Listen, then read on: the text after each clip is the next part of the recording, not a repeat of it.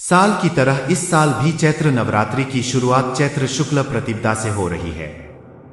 साल 2025 में 30 मार्च से चैत्र नवरात्रि का शुभारंभ हो रहा है, जबकि 6 अप्रैल को चैत्र नवरात्रि का समापन हो रहा है।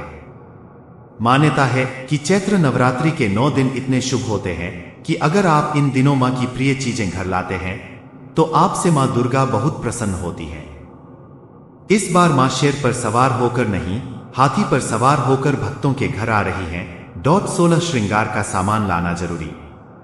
अगर आप मां दुर्गा की कृपा पाने चाहते हैं तो 16 श्रृंगार का सामान जरूर लाएं। 16 श्रृंगार के सामान को घर के मंदिर में रखें।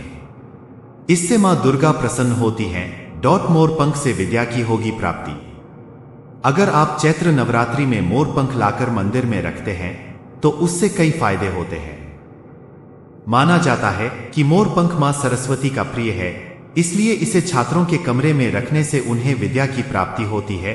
अगर आप चैत्र नवरात्रि में कमल का फूल लाते हैं तो आपके घर और आप पर मां लक्ष्मी की कृपा बनी रहेगी। आपके घर में धन आना शुरू हो जाएगा। कमल चांदी का हाथी घर में लाएगा बरकत। अगर आप चैत्र नवरात्रि में चांदी का हाथी लाते हैं तो आपके घर की आर्थिक स्थिति बहुत अच्छी होगी और घर में बरकत बढ़ेगी। नवरात्रि में सोने चांदी का सिक्का लाना शुभ।